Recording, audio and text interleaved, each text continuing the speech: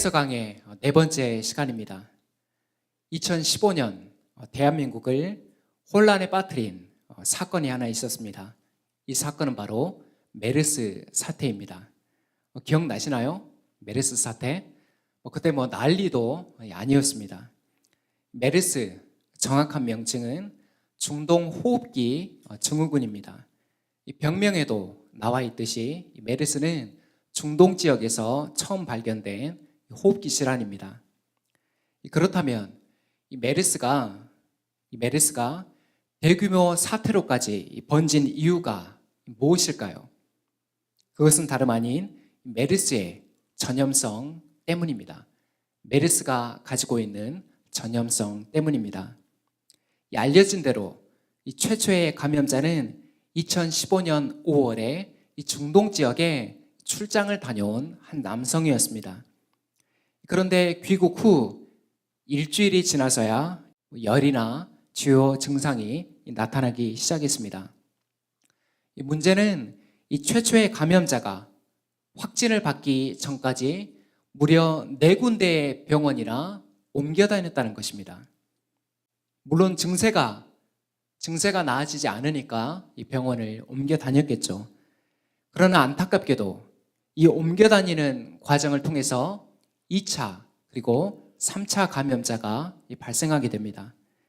결국 2015년 이 메르스 사태는 누적 감염자 186명, 누적 사망자 38명, 치사율 20.4%라는 암울한 집계로 마무리됩니다. 저도 그때가 기억이 납니다. 제가 서울에 참석하기로 한 세미나가 있었는데 결국 메르스 때문에 취소됐습니다.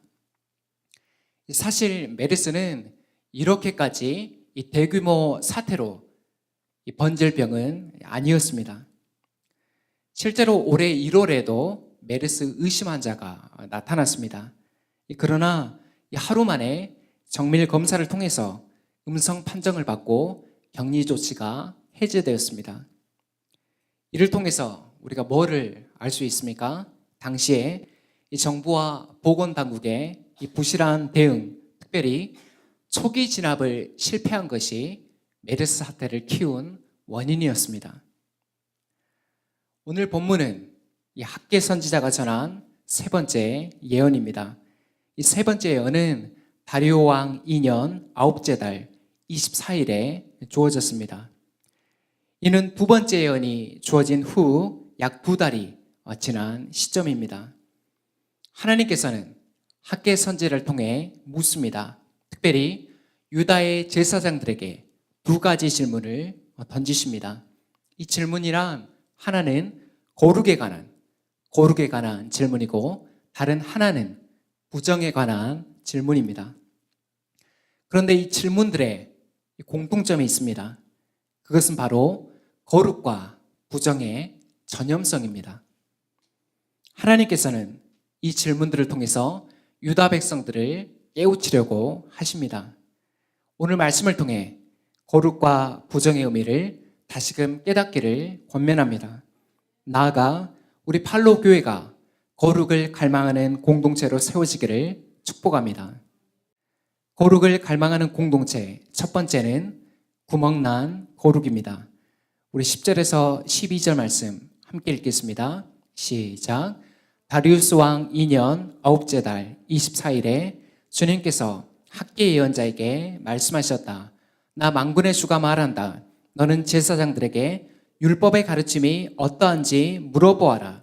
어떤 사람이 거룩하게 바쳐진 고기를 자기 옷자락에다 쌌는데 그 옷자락이 빵이나 국이나 포도주나 기름이나 다른 어떤 음식에 닿았다고 하여 이러한 것들이 거룩하여지느냐고 물어보아라. 학계가 물어보니 제사장들이 그러지 않다고 대답하였다. 아멘. 학계 선지를 통한 첫 번째 질문은 거룩한 고기에 관한 질문이었습니다. 하나님께서는 이 제사장들에게 율법의 가르침에 대해 물어보십니다.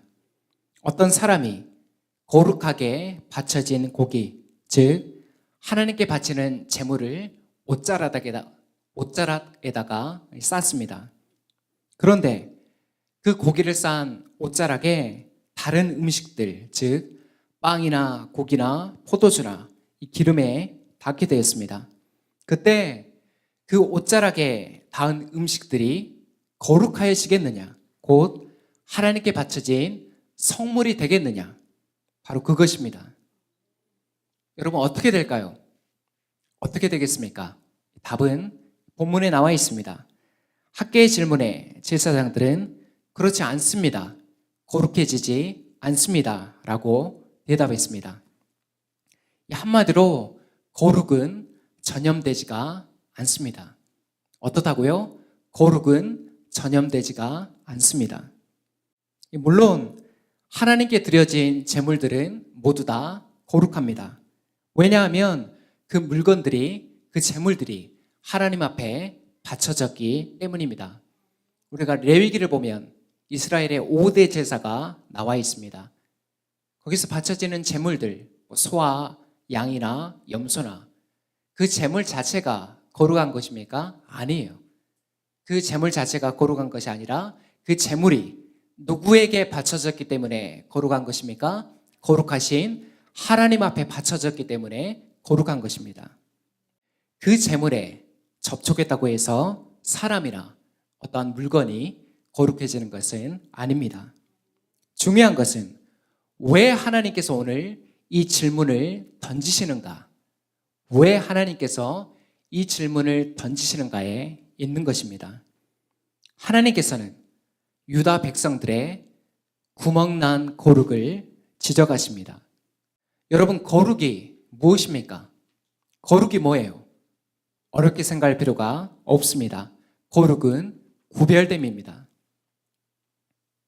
구약의 이스라엘 민족이 왜 거룩해야 됐습니까? 간단하죠. 내가 거룩하니 너희도 거룩하라. 이스라엘을 섬기는 하나님께서 거룩하시기 때문입니다. 그런데 현재 하나님을 향한 유다 백성들의 거룩은 구멍이 나 있는 상태입니다.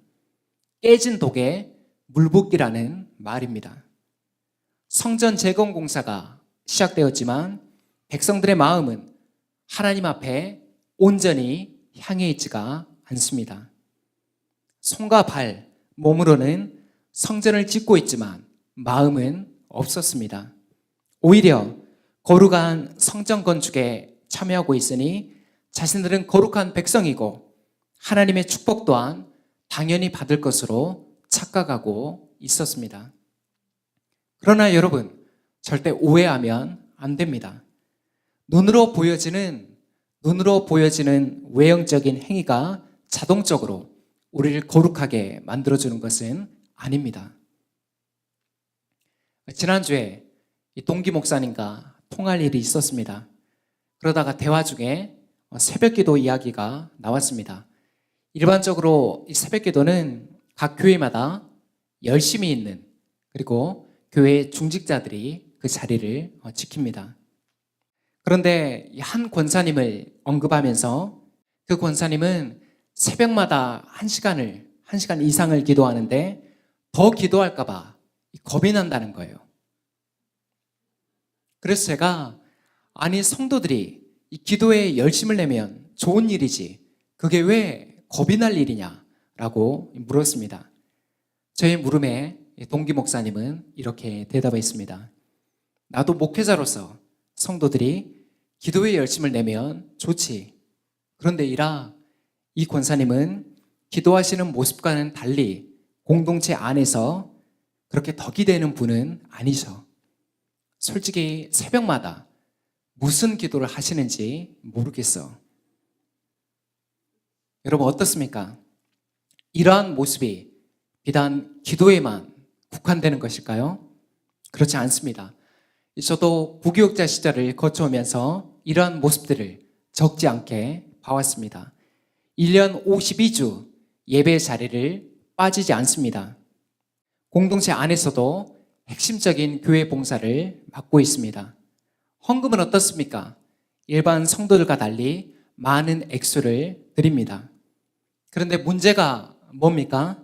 그런 외형적인 모습의 실상이 사실상 구멍난 거룩이라는 것입니다. 실제로 들여다보면 텅 비어있는 상태라는 것입니다. 사랑하는 여러분, 오늘 유다 백성들의 모습을 우리는 반면교사로 삼아야 합니다. 이 동시에 하나님을 향한 나의 거룩은 참된 거룩인지 아니면 구멍난 거룩인지를 돌아봐야 됩니다. 우리 공동체가 추구하는 거룩이 하나님을 향한 그리고 하나님 나라를 향한 거룩이 되기를 축복합니다. 거룩을 갈망하는 공동체, 두 번째는 부정해진 백성입니다. 우리 13절에서 14절 말씀 함께 읽겠습니다. 시작. 학개가 또다시 시체에 닿아서 더러워진 사람이 이 모든 것 가운데서 어느 것에라도 닿으면 그것이 더러워지는지를 물어보니 제사장들이 그렇다고 대답하였다. 이에 학개가 외쳤다. 이 백성은 정말 더러워졌다. 이 민족은 내 앞에서 정말 그렇다. 나 주의 말이다. 그들이 손으로 하는 모든 일이 그렇고 그들이 제단에 바치는 것도 모두 더러워졌다. 아멘. 이제 두 번째 질문입니다. 무엇에 관한 질문입니까? 부정에 관한 질문입니다. 이 부정은 이스라엘의 이 종교 의식상 더럽거나 불결해진 상태를 의미합니다. 무슨 뜻이라고요? 부정이 더럽거나 불결해진 상태를 의미합니다. 이 거룩과는 상반되는 개념입니다. 예를 들어서 시체를 만진 사람과 접촉하게 되면 그 당사자가 어떻게 됩니까? 같이 부정해집니다. 이 앞서 살펴본 거룩은 전염되지 않는 반면에 부정은 어떻습니까? 부정은 전염됩니다. 부정은 전염됩니다. 그렇기 때문에 레위기 정결법에 보면 부정해진 사람이 하나님 앞에서 그 부정을, 그 더러움을 어떻게 씻어야 되는지에 대해서 규례를 하나님이 정확하게 말씀해 주시고 있습니다. 왜 그러냐면 그 정해진 기간 내에 그 부정을 씻어내지 않으면 어떻게 됩니까? 이스라엘 백성 내에서 끊어지게 됩니다. 하나님의 저주가 임하게 되는 것입니다. 자, 놀라운 것은 오늘 하나님께서 유다 백성들이 내 앞에서 더러워졌다고, 부정해졌다고 지금 말씀하십니다. 그들이 손으로 하는 모든 일과 제물에 바치는 모든 제물도 마찬가지라고 말씀하십니다. 오늘날 말하면 뭡니까? 우리가 드리는 예배와 우리가 드리는 헌금이 모두 더러워졌다고 하나님 지금 말씀하고 계시는 겁니다. 하나님께서 왜 이렇게 강하게 말씀하실까요? 그것은 부정이 가지고 있는 성질 때문입니다. 부정은 너무나 쉽게 공동체 안에 퍼집니다. 또한 한 사람의 잘못으로 인해서 공동체 전체가 금방 타락하기도 됩니다. 이 여호수아 7장에 보면 아이성 전투가 나옵니다. 참고로 아이성은 전장에 기록된 여리고성에 비하면 작은 규모입니다. 그럼에도 이스라엘은 이 아이성 전투에서 패배를 겪습니다.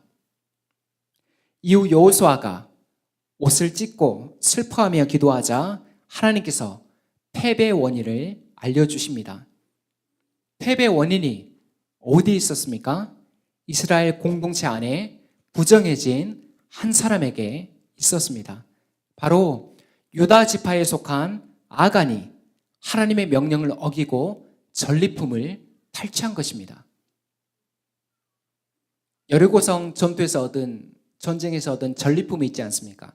하나님 뭐라고 했습니까? 그 전리품을 취하지 말고 전부 다 불살라라. 전부 다 진멸해라. 하나도 남김없이 진멸해라. 하나님이 그렇게 분명하게 명령하셨습니다. 그런데 아간이라는 한 사람이 그 전리품이 거기서 얻은 보물들이 너무나 귀하게 보이는 거예요. 그냥 이거를 없애버리기에 너무 아까운 거예요. 그러니까 아무도 모르게 그 전리품을 취했습니다.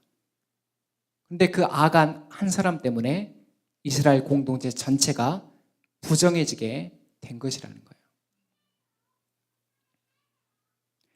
결국 아간과 그 집안에 속한 모든 사람들은 하나님의 심판을 받게 됩니다. 이처럼 하나님은 부정의 문제를 조금의 타협도 없이 매우 엄격하게 다루십니다. 서론에서 언급한 메르스 사태의 원인이 무엇이었습니까? 최초의 감염자를 제대로 감독하지 못한, 제대로 관리하지 못한 잘못에 있었습니다. 얼마 전에 제가 아는 목사님께서 페이스북에 글을 하나 올리셨습니다. 이 글의 주제는 가짜 뉴스에 관한 것이었습니다. 현재 우리 사회도 사실이 확인되지 않거나 혹은 사실이 왜곡된 이 가짜 뉴스 때문에 몸살을 앓고 있습니다. 그런데 교회 안에도 이러한 가짜 뉴스들이 유통되고 있습니다. 일반적으로 이 사역자들이 여러 명 있는 교회들에서는 1년에 한두 차례 이 교역자 수련회를 다녀옵니다. 주로 지난 사역들을 돌아보고 새로운 계획들을 세우며 교제의 시간들을 갖는 중요한 자리입니다. 그런데 교회 안에 이 교육자 수련회에 관한 가짜 뉴스가 돌기 시작했습니다. 예산보다 몇 배가 많은 영수증이 청구가 되었다더라. 아주 호화스럽게 교육자 수련회를 다녀왔다더라. 나중에야 이 소식을 들은 목사님은 아무 대처도 할 수가 없었습니다. 왜냐하면 가짜 뉴스는 이미 진실이 되어서 공동체 안에 유통되고 있었고 이 담임 목사를 신뢰할 수 없는 사람으로 만들었기 때문입니다. 이처럼 목회자와 성도 사이에 신뢰를 허무는 부정을 우리는 주의해야 됩니다. 나의 말 한마디로 교회의 공동체를 세울 수도 허물 수도 있다는 사실을 우리는 늘 기억해야 됩니다. 하나님 앞에서 저와 여러분의 언행이 부정이 아닌 거룩으로 쓰임받기를 축복합니다. 거룩을 갈망하는 공동체, 마지막은 거룩을 갈망하나입니다. 앞서 살펴본 내용들은 모두 거룩에 실패한 모습들이었습니다. 이제 마지막으로 살펴볼 내용은 거룩을 갈망하는 삶입니다. 여러분, 이 거룩한 삶을 이야기할 때 이게 어떠한 뉘앙스로 다가오시나요? 분명히 추상적이거나 모호한 개념으로 다가오시는 분이 있을 것입니다. 이 반면에 구체적인 모습이 떠오르는 분들도 계실 겁니다. 물론 거룩한 삶, 그 실천적인 모습들은 다양합니다. 크게 분류하자면 예배의 영역, 기도와 묵상의 영역, 공동체의 영역, 가정과 일터의 영역이 있을 것입니다. 그러나 오늘은 예배의 영역만을 다루고자 합니다. 예배의 영역만을 다루고자 합니다. 여러분, 갈망이 무엇입니까? 갈망이 뭐예요? 무엇인가에 대한 간절한 바람입니다. 우리가 사는 세상에도 수많은 갈망들이 존재합니다. 거기에서 가장 큰 갈망은 단연 부에 대한 갈망입니다. 올해도 변함없이 부자 되세요. 부자 되세요는 새 최고의 덕담입니다. 이처럼 우리가 사는 세상은 눈으로 보여지는 그리고 손에 잡혀지는 것만이 갈망의 대상입니다. 반면에 하나님 나라 백성만이 갈망할 수 있는 것이 있습니다. 그것이 무엇입니까? 하나님을 향한 갈망, 하나님 나라에 대한 갈망입니다. 오늘 유다 백성들은 성전 건축의 자리에 있었습니다. 또한 빠짐없이 아침 저녁으로 제사를 드렸습니다. 그럼에도 하나님은 이 백성이 내 앞에서 더러워졌다고 말씀하십니다. 대체 무엇 때문에 그렇습니까? 바로 하나님을 향한 갈망, 재건된 성전을 통한 예배의 갈망이 빠져 있었기 때문입니다. 하나님이 지금은 성전을 왜 지으라고 말씀하십니까? 그 성전을 통해서 다시 이스라엘과 교제하기를 원하시는 것, 이스라엘의 제사를, 이스라엘의 경배를 받기를 원하시는 것, 거기에 있었습니다. 그런데 이스라엘의 마음은 어디가 있었습니까? 거기에 없었다는 것입니다. 나의 갈망은 이라는 찬양이 있습니다. 찬양의 어려운 관계로 제가 가사만 읽어드리겠습니다. 잘 들어보십시오. 나의 갈망은 주께서 날 알듯 나도 주님을 온전히 아는 것. 나의 갈망은 주 날 사랑하듯 나도 주님을 사랑하는 것. 주 얼굴 보게 하소서. 주 더욱 알게 하소서. 주님의 눈에 비춰진 아름다움 보리. 주 모든 것 주셨으니 주 영상 담기 위하여 나의 모든 것을 주님께 드립니다. 이 주일 아침에 예배를 준비하고 있으면 가장 먼저 예배당에 도착하는 분이 계십니다. 바로 우리 신영자 권사님과 김현숙 집사님 가정입니다. 놀라운 것은 이분들이 저희 교회에서 가장 멀리 떨어진 화순에 살고 계십니다. 그렇다고 편하게 오시는 것도 아니에요. 7순이 훌쩍 넘은 나이임에도 불구하고 1시간이 넘게 버스를 타고 오십니다. 이렇게 매주 일본으로 오셔서 예배를 준비하고 계십니다. 무엇이 이러한 모습을 가능하게 할까? 저는 단순한 성실함보다 이 권사님 안에 있는 예배에 대한 갈망을 발견합니다. 또한 그것이 하나님을 향한 갈망, 거룩을 향한 갈망이라고 생각합니다. 사랑하는 여러분, 진정 하나님만을 갈망하십니까?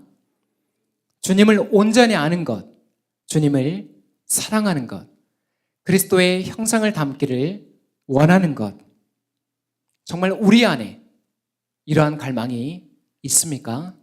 있다면 얼마만큼 채워져 있습니까? 우리 팔로교회 5번째 마지막 핵심 가치가 있습니다.